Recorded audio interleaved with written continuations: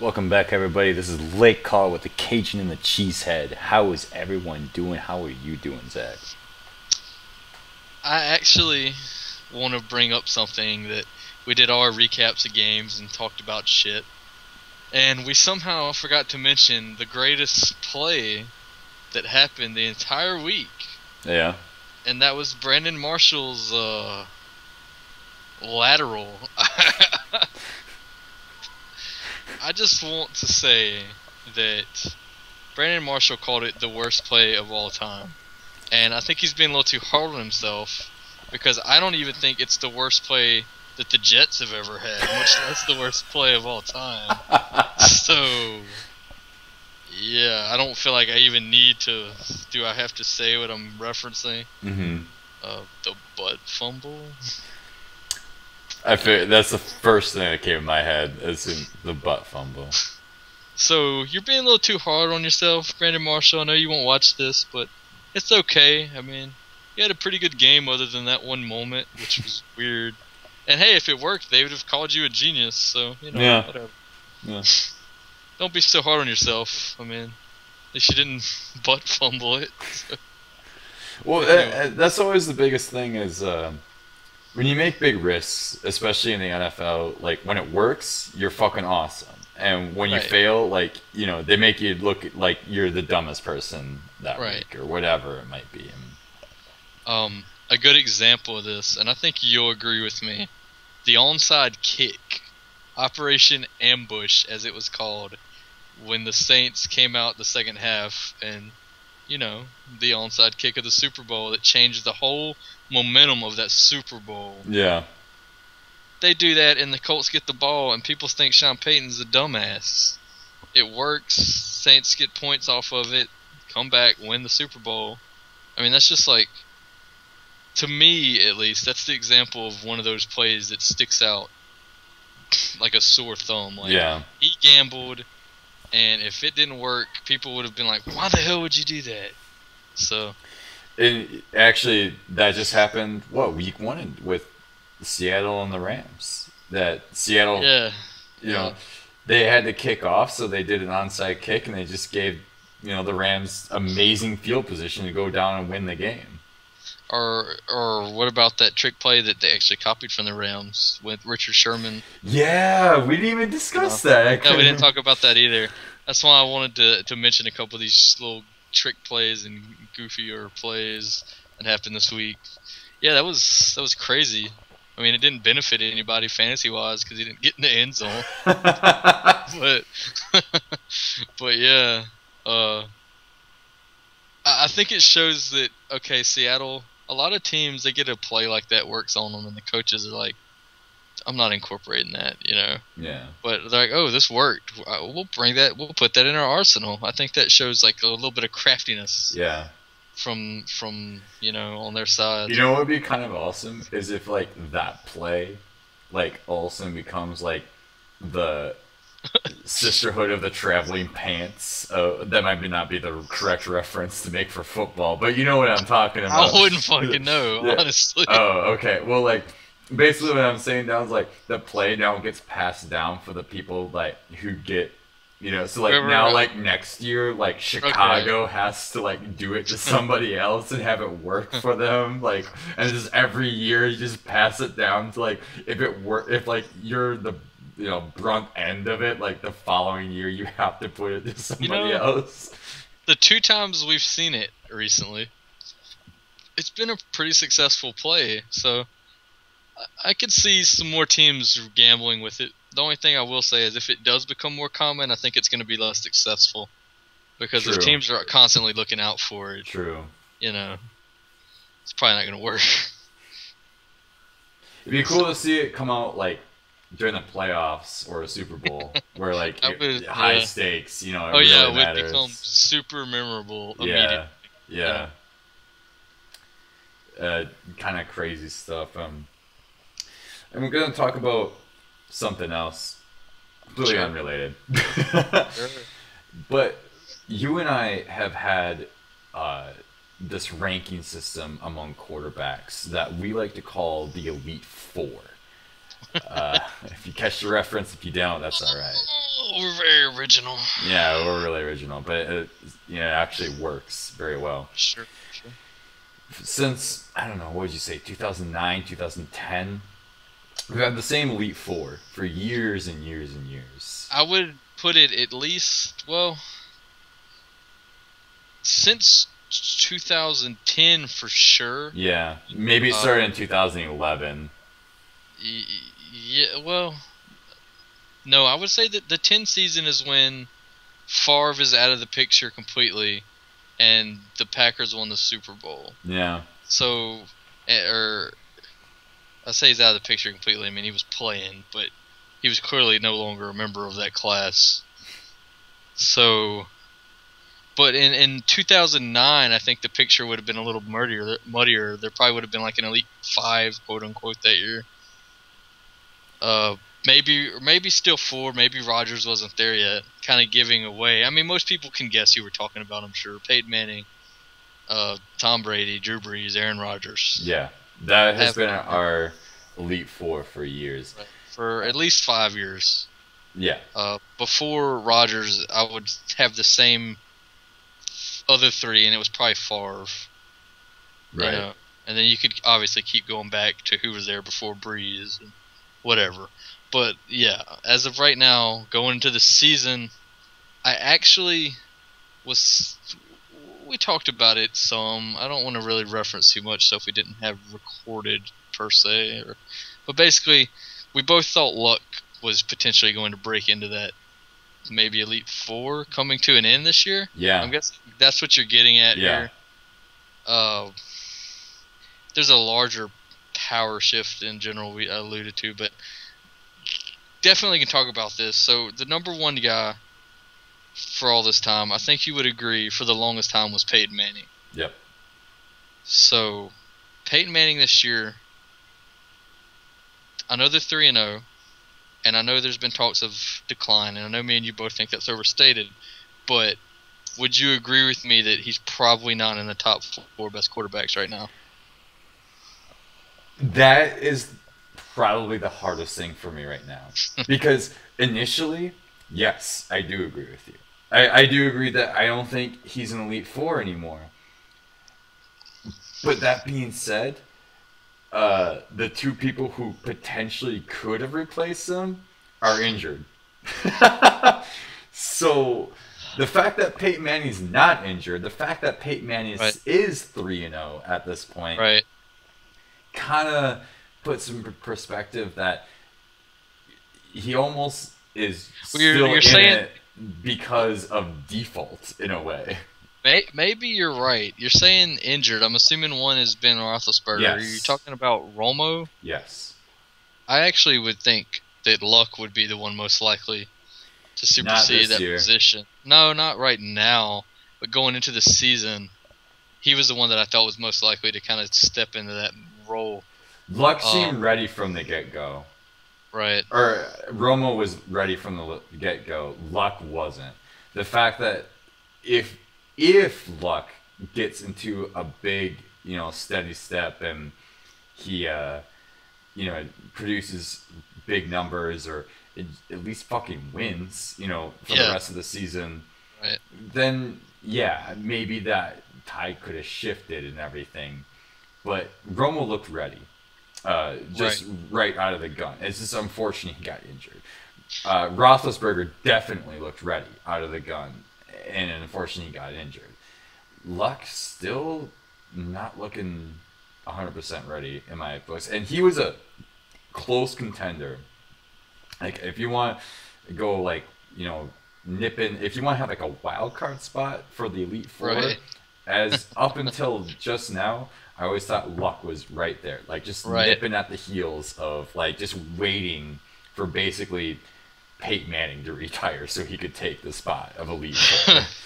And I don't know, I don't want to disbelieve that he's never gonna be there. I even don't want to fully disbelieve that he can't make it there this year. But strictly as of right now, not seeing potential for him to be in the Elite Four. I think that if he doesn't make it into that. Let's just say that's we're talking tiers here, right? Yeah. And we're putting those 4 in their own tier. I think just below that, of those 4 we mentioned, there's another tier with the 3 guys we've already mentioned, and probably Russell Wilson, who isn't. I think he would be below Romo and Roethlisberger and Luck. I know he's won a ring, but so what? Sort of Joe Flacco, now you have him as a top 10. Yeah, exactly. I mean, it was defense. I mean, and I mean, we're still giving him credit. I'm still put him in the top 10. Got him ranked at 8 here, I guess, if we're putting numbers on these guys. But that's kind of a tier list. Eli can be when he's, sometimes. Flacco, those guys are probably the next one down. They're just not consistent enough. Romo just recently stepped up into this group. Yeah. To me. Yeah. Because he finally is playing well consistently. You might be right though. I hadn't even really thought about that because Peyton Manning probably is still number 4 just by default right now, just because he's playing. Truly. And because Luck hasn't been playing too great. I mean, he finally played in the second half of the Tennessee Titans game. He came back and he finally played more like we expected. Yeah. So if he keeps that up, and like you said, if they keep winning, he could potentially supersede into that top elite 4. Going forward, though, you're going to see a shift really soon, and it's not going to be most of these guys we named because at every quarterback we just named, Wilson and Luck are the only 2 that aren't in their 30s. Yeah. Rodgers, I think, is the youngest out of this group, the next youngest. Yeah. Maybe Big Ben next. I think Big Ben and Rodgers are around the same age. I think Big Ben is 34 or 35 already. I think is he? I thought he was like 32, 33. Whatever. He's younger than Romo and Breeze and Brady and Manning either way. So, but yeah. So you're talking about this elite 4 concept or this top tier. What we're really talking about is the top elite quarterbacks. Yeah. Top tier quarterbacks. So even if these guys step into it, looking long term, by 2020, every single one of those guys is going to be out of the picture probably. Out of the Elite 4? Outside of Rodgers, that's in there right now. Yeah. So realistically, I think, and right, like by 2020, Rodgers is going to be in Peyton Manning's spot right now. You know what I mean? Right. Where he's going to be like. Honestly, I would say that he already is. I mean, at the very least, Manning is not the best quarterback in the game. It's between Brady and Rodgers right now. I think are the only 2 that you can argue. And Breeze having a bit of a down season. I mean, I hate to say it, but he might be the easiest one to downgrade at this point. Oh, I think so. The Saints definitely, don't bounce I think back. so. And it's unfortunate that he kept up there with those guys for so long, and this year coming in, it started last year. Last year I kept him in there because he still had the yards and the touchdowns to show for it, despite not having a great record. Despite he had a Brett Favre-esque year. Yeah, really. And a lot of touchdowns, a lot of interceptions, a lot of yards, a lot of everything, good and bad. This year, just not a lot of wins. This year, he hasn't had a win yet. Now he's out for 2 games. That's not going to help his stats any. And I don't really see him being an Elite 4 anymore. I'm sorry, he's the easiest to take out of the group for me. And like you said, I think he's still kind of there by default, though. Just the other people that could take it from him are hurt too. So, I mean, they've played better thus far. I don't know. I think it's very hard for me to move anyone. I mean, it's not just Breeze. Same with Manning. These guys have been there for years, so I'm not willing to move them out after 3 games. I want to see the season unfold, how it goes. because there's still enough time to turn it around. So who really knows? I mean, Breeze could come back, catch on fire.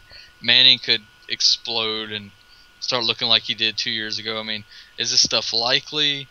No, but that's why they play the games. You know, you don't. Yeah.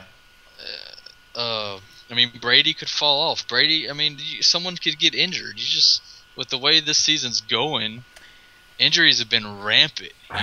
You know. If you don't mind me going on a kind of a small tidbit here, Go ahead. is every week so far in the power rankings, Packers have been number one, and Patriots fans don't like it because they're like, "Are you kidding me? Like, look at what Tom Brady's doing. You know, like how are they not number one?" type of thing. And this is the reason why. Well, and I think there's some legitimacy to that too, even though obviously I don't really like the Patriots because they are the defending champs and they haven't lost yet. Yeah. So, well, well, it's not even my personal thing. Like I mean, my emotions. If I like the Patriots, if I don't, like that doesn't really matter. But this is kind of why, and I do see what you're saying too. Like, you know, the Super Bowl champs and you're still undefeated, and you know you're number 2. Like, how is it? And this is the reason why I think Rodgers has one leg up on Brady, is because realistically, and you know, I think a lot of Patriots fans can agree with this. Let's say Gronk gets injured this year, which he is injury prone.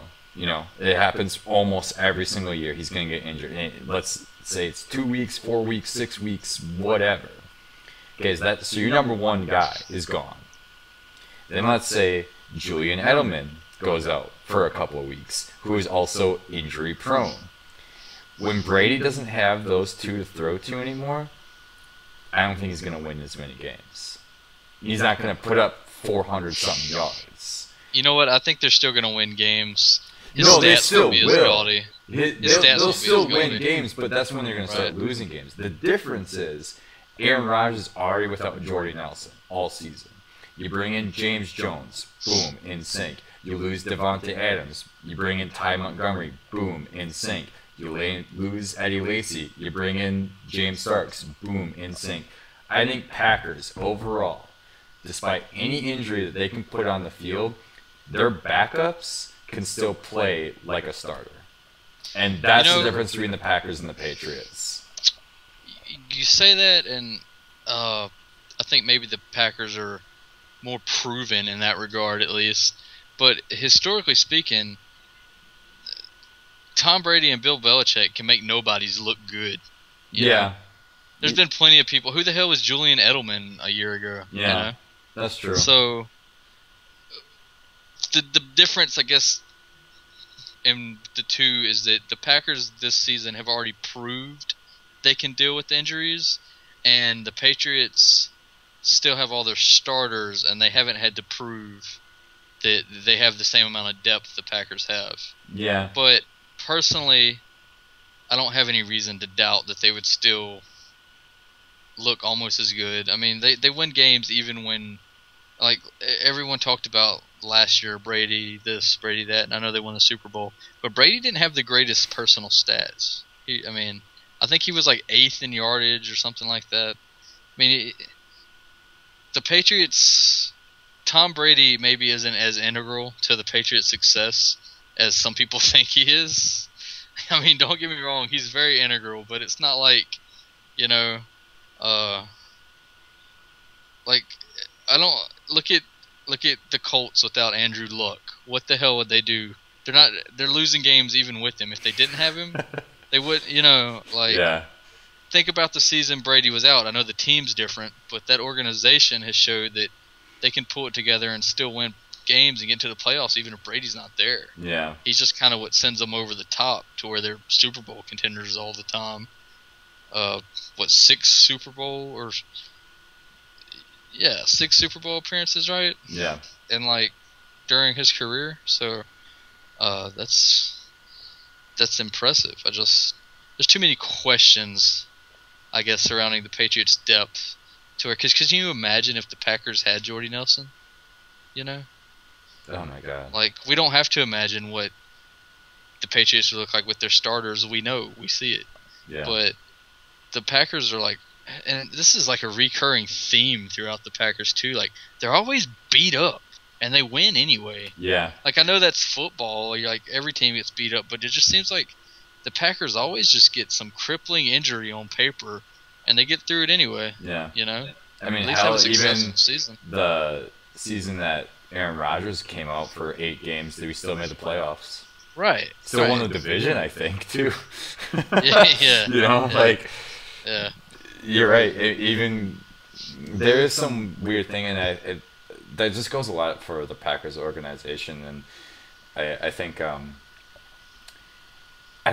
it's really weird. Like now that you made a fantastic counter argument, I'm gonna be honest, because now you kind of made me sound like a dick, you know, about everything. Like say like, oh, Packers are just number 1, and that's it, type of thing. And well, that's no, not the point I was trying to make, because honestly.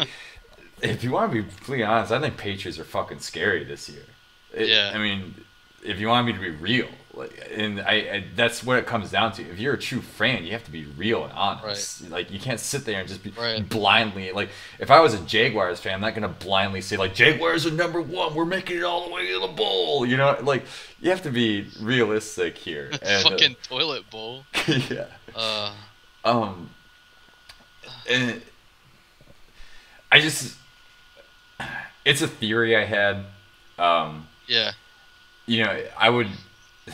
As weird as it sounds, like I don't wish injury on Gronk or Edelman at all. I don't wish injury on anybody. It's a realistic.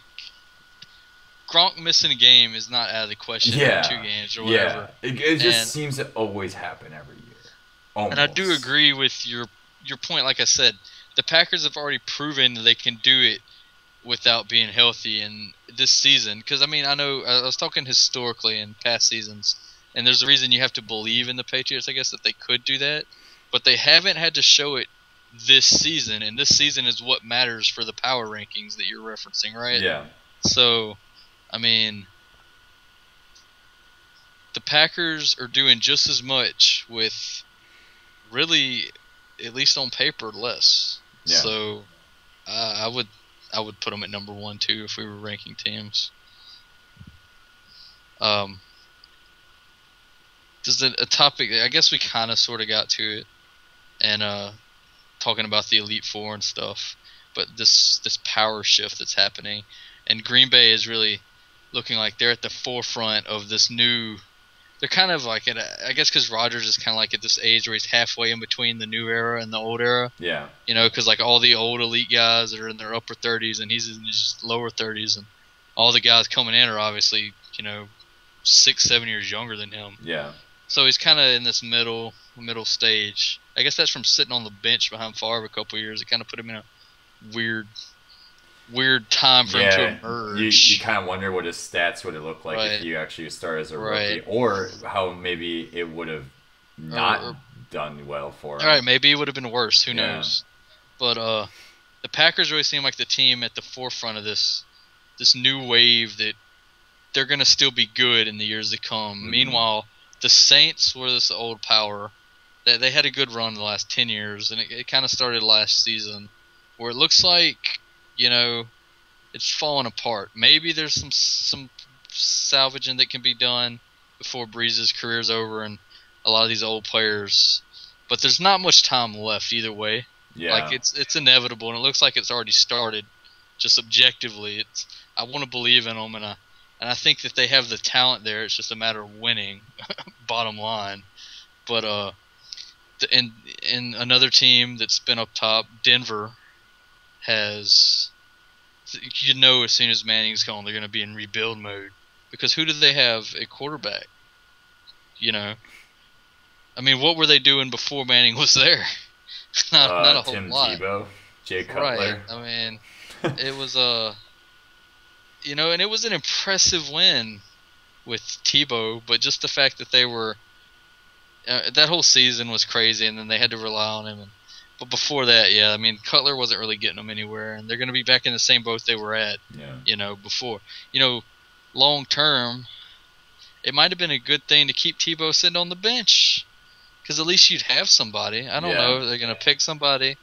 I mean, he definitely couldn't have hurt training under Peyton Manning the last few years. You know, if he wasn't going to start, I'm sure he'd like to be a backup at least if he's not going to start. Well, exactly. Yeah, I thought the same thing. Like, you're gonna give up on a guy. I mean, if you don't want to start him, that's fine. But like, you're just gonna give him on the team, like because you're bringing Peyton Manning. It's like I'm sure he would have loved to learn a thing or two from Peyton Manning. And I think any quarterback in the entire league would love to sit underneath Peyton Manning and learn some things. Right. I mean, if there's anyone that you're gonna bring in and be like, all right, you're benching me. Oh, you're bringing in Peyton Manning. Well, okay, I kind of understand why. Yeah. I'm like, still getting paid, and hey, I'm learning shit on top of that, so I'm like, okay. To me, I don't even see how you could take that as an insult, really. Yeah. You know? Yeah. Like, you're still, okay, if you're in your mid-30s and you're getting benched for another guy that's the same age as you, then it's obvious, oh, well, they just think this guy's better than me. Yeah. But when you're still learning, I mean, it would kind of be arrogant to think that you're 20, whatever he was, 24 years old, and you can't learn something from Peyton Manning, you know? Like, I don't think Tebow's arrogant. You know, I don't want to make this episode about Tebow, but the Denver is an example of one of the powers that have been around this decade that looks like they're on the verge. And I know the Patriots just won the Super Bowl, and I know it was a topic that got brought up about the dynasty ending that seems ridiculous in retrospect, but the reality is it is close. You know, like Brady's, 38? Yep. I mean, it was just 2 years ago Peyton Manning was setting records. I mean, this always happens with these players that have like late career surges. People are like, oh, he'll play into his 40s. And I'm like, well, why the hell has it never fucking happened? You know, like, maybe one day some guy will break it, but I just think that he's all of a sudden you just look old. One day it happens. You know, you show up and you're falling off a little bit. And I have absolutely no reason to think that despite how good Brady's playing, he's going to be playing just as good in 2 years, you know? Yeah. Peyton Manning's not. Brett Favre went from his best statistical season he ever had to last season, you know? Joe Montana had a little bit of a fall off. I mean, it happens. Yeah. 40 is considered like the death knell for most athletes. There's a few notable names that have had successful careers past 40, but not in football, really. not unless they were a kicker, you know. Yeah. I just think that it's, you know, we're about to see this interesting transition of not just teams, but just the players that have dominated the last 15 years. They're going to be gone within 5 years. All the big names that I guess me and you and a lot of people like the 90s kids grew up with. Like that were the same age and maybe a little bit older. Like our age group is the group that's going in. The 90s kids are the group that's taking over the NFL. Yeah, isn't that fucking... And that's the day I think I finally realized that I was old, is when I found out that I was older than rookies coming into the NFL. I will I was officially... like, fuck. I said this whenever, I think last year. When Andrew Luck retires, I will officially know I'm old. Like, that means that's a good point. Yeah, like because that means that people that are our age are no longer able to play. So that's like, I guess that's what they call the midlife crisis, right? 40. That's why you start your physical decline and you don't have it at what you used to be able to do. Shit. So I didn't even. But yeah, I never even took that into account. That's so true. Yeah, I think when I originally made that statement, I had included RG3, but he's probably gonna retire way before that. So it's retirement's not even a choice. He's just not even gonna play, like realistically. Right, his injuries and whatever reasons. But I'm curious as to what you think. If you're trying to look forward, we're gonna play a little bit of the prediction game here. Okay. Denver's going down. New England's going to go down. The Saints look like they're already in the process. Seattle and Green Bay look like they're poised for the future, and Indy probably is too. It's looking like a bit of a dogfight between the AFC South. I'm going to make my first prediction, I guess, before we start making new teams. AFC South is bad right now, But in 5 years, I think that division is going to be an absolute dogfight, like in and out. Because look at Mariota coming up. J.J. Watt is going to be in his prime for the next 5 years still, you know. Yeah. Andrew Luck, the AFC South. I don't know about Blake Bortles and the Jaguars yet, but I do think Mariota is going to make the Titans a pretty good team as it goes. Kind of like and so I think the AFC South is going to be a division to watch in the coming years. Maybe I'll be proven wrong. Maybe in 2020 that'll look like a dumb statement, but I think going forward, it would not surprise me to see at least one of those teams make it to the Super Bowl, even if they don't win it. You know. Colts probably most likely, but right. The Texans ever get a good enough offense, I think they could do it too. With that defense they've got that's underperforming this year. You say the AFC South, and yeah, I think there's a lot of potential in there. Potential, really. Right, I would go with the AFC West. I mean, look at. I wasn't saying the AFC South is going to be the best division of football or anything. I just think it's going to be a good division. Oh, okay. Soon. See, I was assuming like division. I thought like you're assuming like the AFC South was going to be like the new AFC East right now or something. No, or what the NFC West has been the last few years. Yeah, that's kind of like what I was. That's what I thought you were trying to say. I think I think they're just going to be a good division in the coming years versus the bit of a joke they've been for the most part. Yeah, I could see.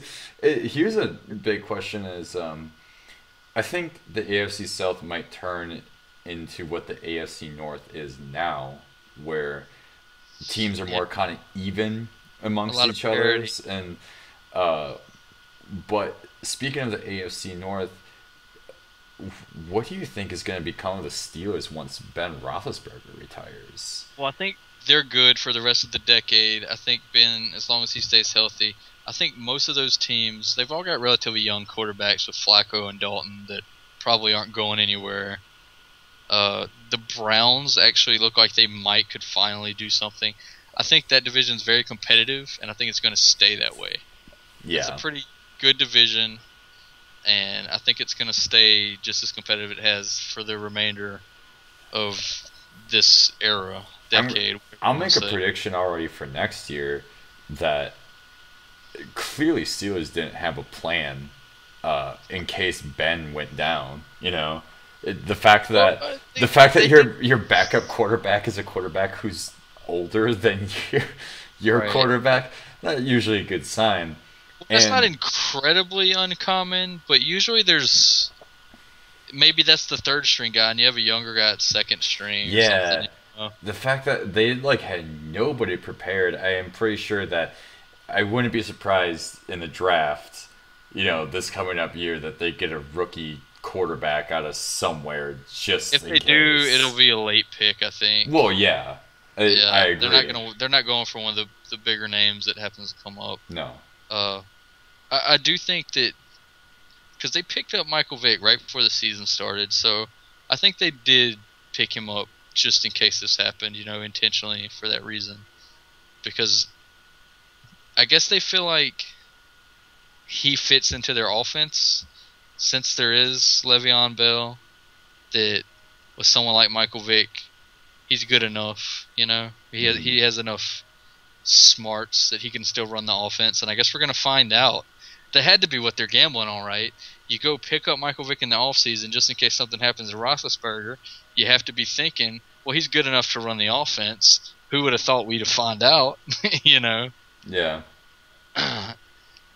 The biggest thing with that is Michael Vick is also kind of injury prone too. Yeah. So they could very easily end up on their third string quarterback, and I don't even know who it is.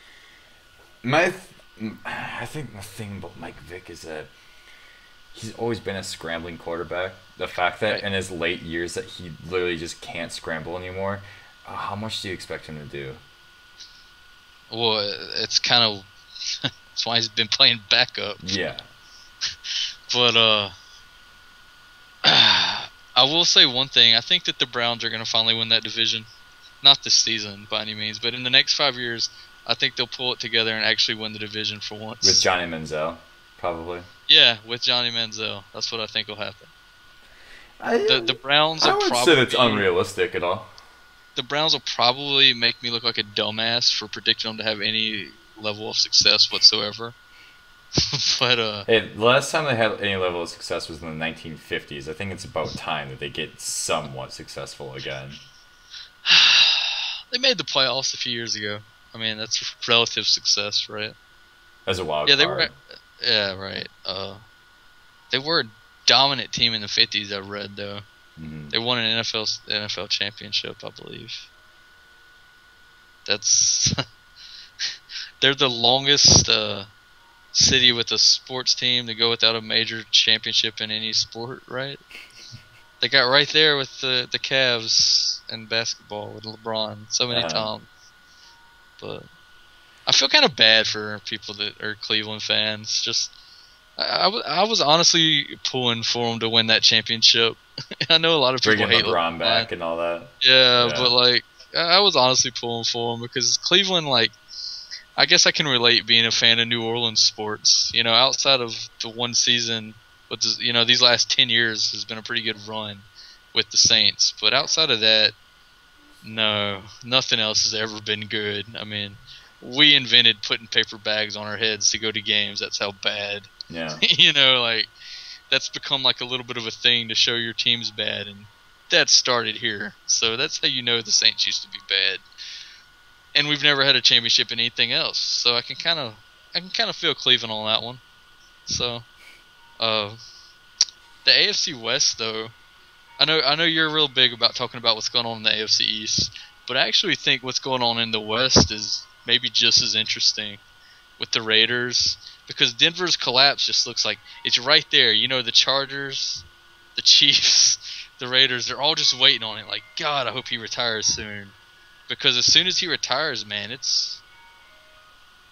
the division's up in the air. Yeah. You know, I mean, it's hunting season has begun. Yeah. It's balls out. Because I think every team's a contender.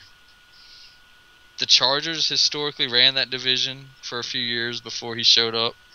They're still there. The Chiefs looking pretty good. The Raiders up and coming. Yeah. I think that we're going to see...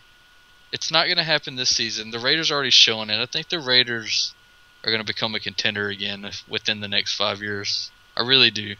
I like what they're doing down there.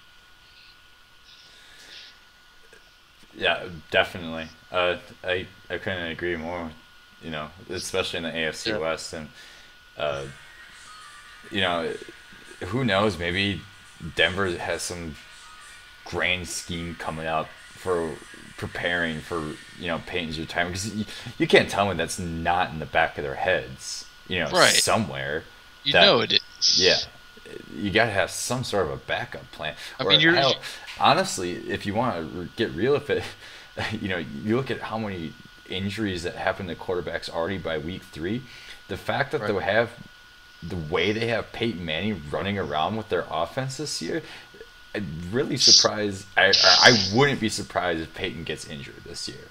It's pretty risky. They got him running around really risky. I'm like, this guy's 39 years old, and you're making him run around like Aaron Rodgers or Cam Newton over here. I mean, you can't do that. And with his neck injury, I think if he takes a good lick like that and gets hurt, he might just say, "I'm calling it." Yeah.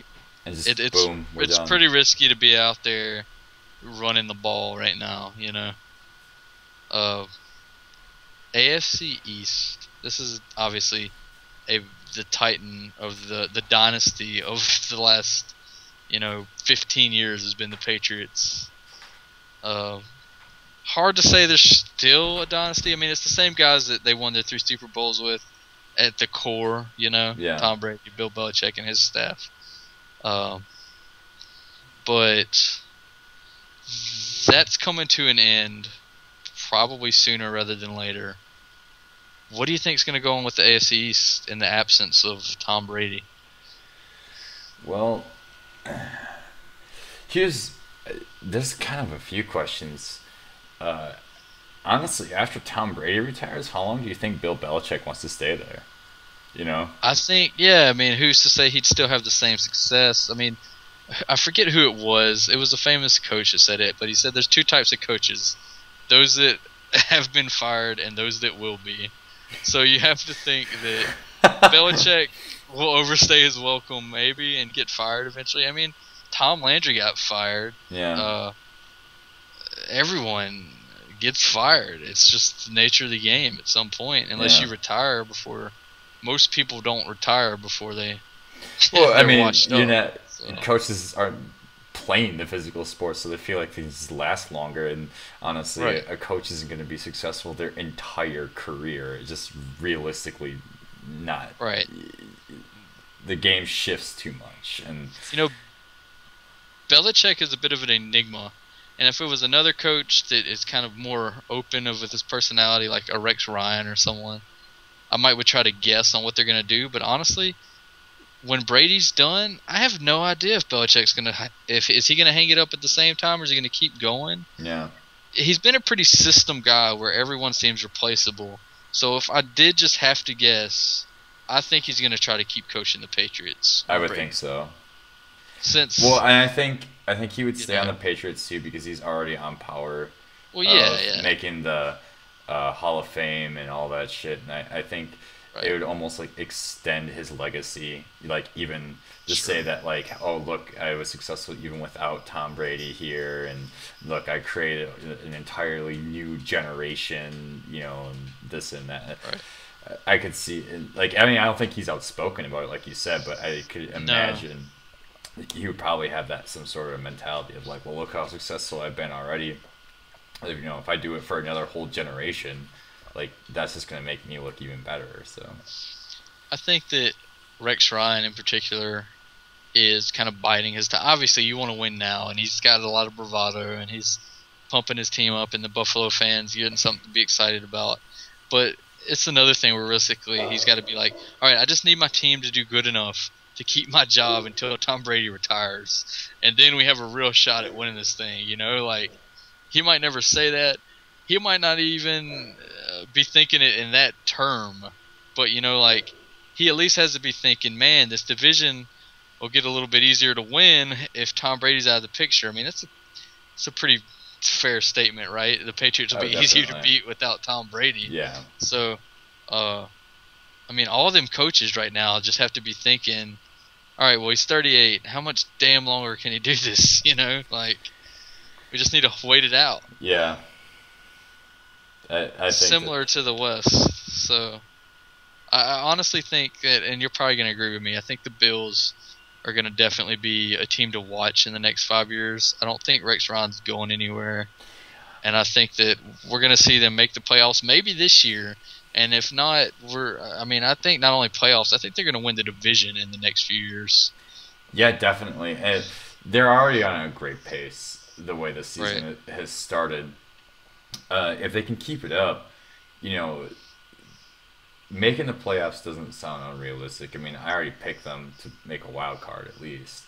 Right. And within the next 5 years, oh, definitely. I mean, if they keep it up even next year, and 2 years from now, and that's the thing is,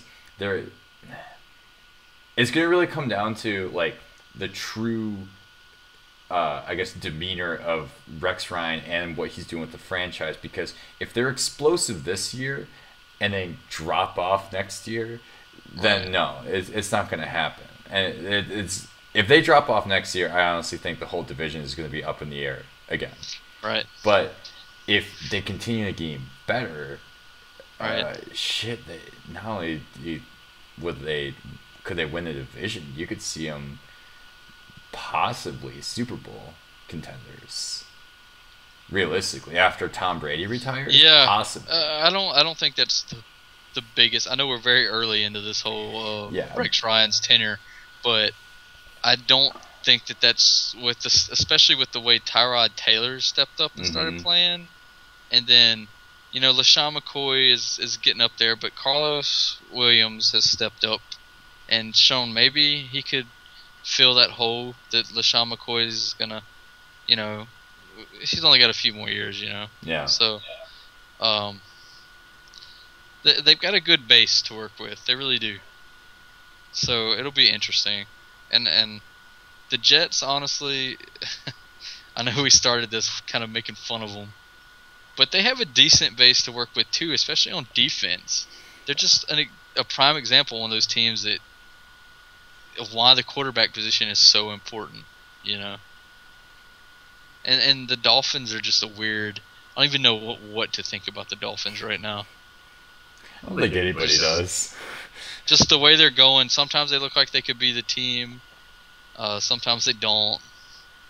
So, man, if they won the division in the next 5 years, I wouldn't be shocked. And if they didn't, I wouldn't be shocked.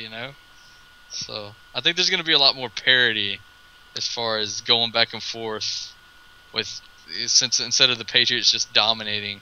I don't know if the Bills are going to be quite good enough to just start dominating that division, or if the Patriots are going to fall enough, or the AFC East is probably the most. You know what? I'll go on record and say that they look like the most interesting division to watch the next 5 years in the AFC, at least. Just to see the changes. Which is kind of ironic, because they've been one of the more interesting divisions as of late, too. Yeah, and I think that pattern is gonna continue. Looking at the NFC, the biggest power shift that seems to be happening right now is definitely in the NFC South. I think I made the statement when we recorded some other episodes, but the power shift in the South is thus far, especially last year in particular, it was less about the rise of some new power and more about the Saints just falling off, because the Saints didn't win the division last year, but it sure as shit wasn't because Carolina looked good. Yeah. Or Atlanta. They're looking better this year, obviously. But I think thus far this has just been more about the Saints' decline has been the narrative. Maybe the most surprising narrative in the NFL, that it's happening already, it looks like. And disappointing to me.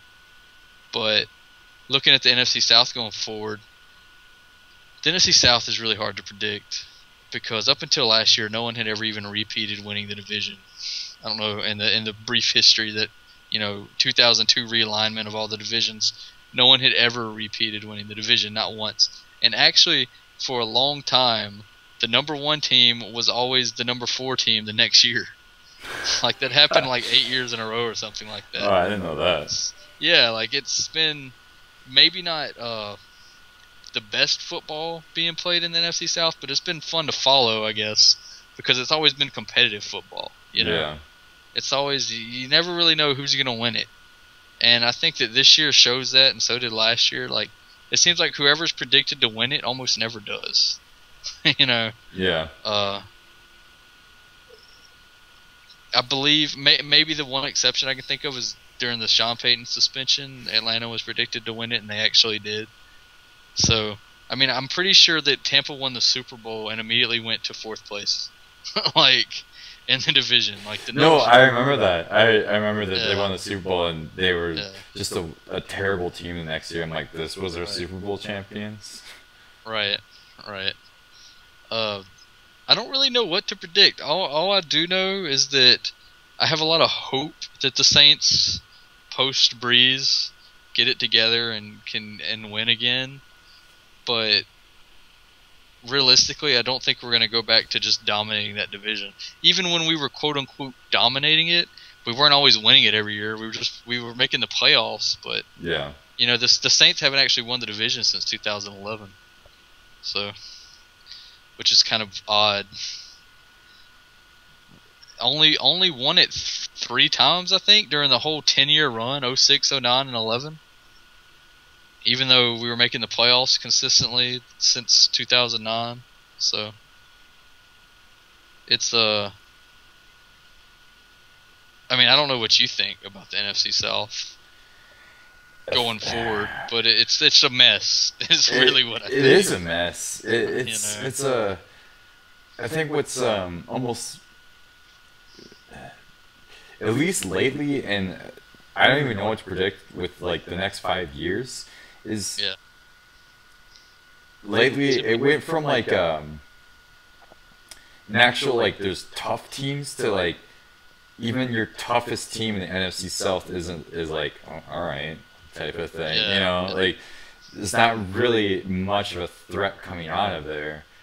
I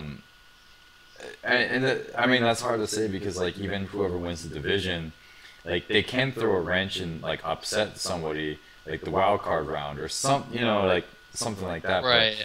But, well, yeah, like the Panthers had a losing record, won the division, and won a playoff game. Yeah. I mean, like something like that can happen, but it's unrealistic to think that an NFC South that would keep happening. Yeah. I mean, if an NFC South team made the Super Bowl in the next 5 years, I mean, there's probably going to be almost the same situation we're already seeing this year, where there's just a shit ton of injuries and a lot of weird stuff happening. Right.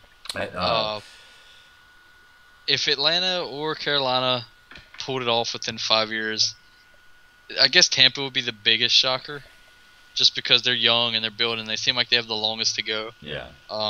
If all of a sudden the Saints offense started clicking like they used to, and Breeze looked like if Breeze returns to form, I think the Saints would be the least shocking if all of a sudden the offense just returned to form.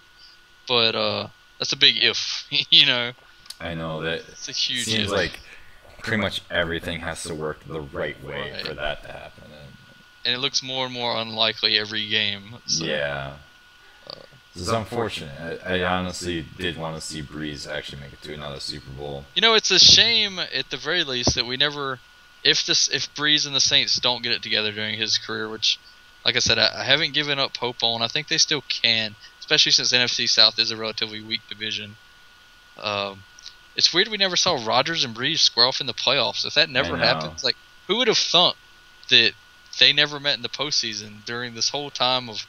It almost happened in 11, right? Was it 11? Yeah. But they were both, one game away from meeting, and they both got upset. Yeah. Which was... That was weird. Well, I guess technically the Saints also wasn't an upset because they were in San Francisco. But, it was a little bit of an upset. Alex Smith led a game-winning clutch drive, and he played very... Alex Smith-esque football. Yeah. He looked like Breeze. I remember led a game-winning drive, what we thought was, and there was like a minute left on the clock, and then Alex Smith did the same damn thing, and it was crazy. But the NFC West is actually, I don't know, I'm sure you do remember this, like 5 years ago, it was 2010, the NFC West was the first team to do what the NFC South did. I mean, first division do what the NFC South did last year. Yeah. Which was get a losing team into the playoffs. The Seahawks were 7-9. And and they actually beat the Saints when we were the defending champs. And it was crazy upset. And then Seattle lost the next game, and that was like the emergence of Marshawn Lynch and everything. But the NFC West was the biggest joke, like for a few years, and especially that year. And then all of a sudden, it was like 2 years later. That it was just this stiff, crazy hard division, and it has been the toughest division for a few years with when Harbaugh arrived and Pete Carroll and all that. But this year, it looks... I don't think it's the best division of football right now, personally. I don't. The 49ers kind of completely fallen off. Seattle's still good, but they're not the best team, I don't think. I think Arizona's even better. It's still a solid division. Yeah. And I think realistically in that division going forward, that's Seattle's division to lose every year. I know Arizona's looking better right now, but they got a lot of old players at the helm. They're not realistically going to keep that up. I hate to say it if you're an Arizona fan, but chances are the success they're having this season, it might be a one-and-done thing, at least on offense. They're going to have to rebuild the offense sooner rather than later. The defense is young. Like Arizona's thing, though. It's like they last time they were in the Super Bowl with Kurt Warner, it was the same thing. Right. It's a lot of older players. It's kind of like a one last ride, all the way to the top. And then even if you win or you don't, you get there, and then they were terrible for like 5 years. years, and then they slowly do trades and through different they get these guys back and it's like that one last ride and then see what they do. I guess. They do have a young and solid defense though going for them. So yeah, the offense is going to have to be rebuilt sooner than later. But as long as they make some minor tweaks here and there over the years, their defense looks pretty set for a while. So and the Rams are another team that's just kind of there's not really much holding them back from being good other than just winning. The talent's there. At least I think the talent's there. I think Foles is a good enough quarterback for them to make the playoffs. Yeah. And they have not this year, like coming up years or anything. San Francisco is already in rebuilding mode, pretty much. Yeah. But yeah, I think it's going to be Seattle's to lose, and I think that's and I kind of have the same opinion of the NFC North with the Packers, despite Minnesota's rise and Teddy Bridgewater and everything. That's going to be the Packers division to lose for as long as I can tell. Realistically, the Packers probably won't win it all 5 years in the next 5 years because that's like crazy hard to do. Yeah. But they'll probably win it like 4 at least or 3. Yeah. I think that's if Packers win it this year, that's 5 years in a row right there. Right. So if you want to shit, if they win it 5 more years after, I wonder if anyone's ever dominated a division for a whole decade. That's something that I might look into. Yeah. Because of these sustained levels of dominance and such.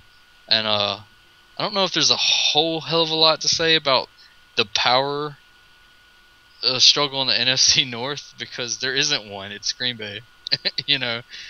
Minnesota you're going to have challengers rise and come and go. And Minnesota looks like the best with Teddy Bridgewater, but I mean, what are they going to do when Adrian Peterson's gone? They're going to have to get ready for that. That's happening sooner rather than later too. Yeah. He looks good right now, but he's running backs maybe having a little bit longer careers than they used to, but still not. He's not going to be around when Rodgers is retired. Yeah. Well, because I think Adrian Peterson is already 30 years old this year. Right. So exactly. He's probably got a good 2, 3, 4 years top. Fred Jackson is the oldest back in the league, I believe, right now, and he's 34. Yeah. So, Adrian Peterson is cut from maybe a little bit more of a higher cloth, and he did have an off year where he basically was resting the whole year. So, Adrian Peterson might make it to 35 or so. That's what I was going to say too. I think 35 is the year he's going to retire. But he probably won't be as good by that point, Yeah. By that point, you'd hope that Minnesota. Well, I'm assuming that he stays on Minnesota until 35. Okay. But you would hope that whatever team he's on has a young back to split the carries. But right. And I guess the last division to make any predictions on is. It's actually a hard division to make predictions on, and it has been. The NFC East is kind of why I saved it for last, just because I was wondering if, while we talked about these others, if I could kind of come up with anything coherent. And the NFC East is maybe the hardest division to make a prediction on. They have been all over the place. Yeah. Every single year. I think it's been a while since any team has won back-to-back there, too. Realistically. I think you're right. And kind of like the South, it's maybe, it's not as bad as whoever wins is going to be in 4th place next year, but they definitely don't stay, tip-top, I guess. No, ever since the Cowboys' demise, in the 90s, that team demise fell, whatever. It's been all over the place. The Redskins haven't really been in the picture, but the other 3 teams, the Eagles had a little bit of a period with Donovan McNabb, and the Giants have had a couple of Super Bowls, obviously. The Giants have had the most success in that division by far. Mm-hmm. But they're still not consistent. It's not like they're consistently winning that division. They had 2 good runs and made it to the Super Bowl, and they were underdogs, crazy underdogs both times, it's kind of weird to think that, right? The Giants have won 2 Super Bowls, but it's hard to say that. I don't even know if they have the best record in their division, even though they've had the most on paper success, right? Yeah.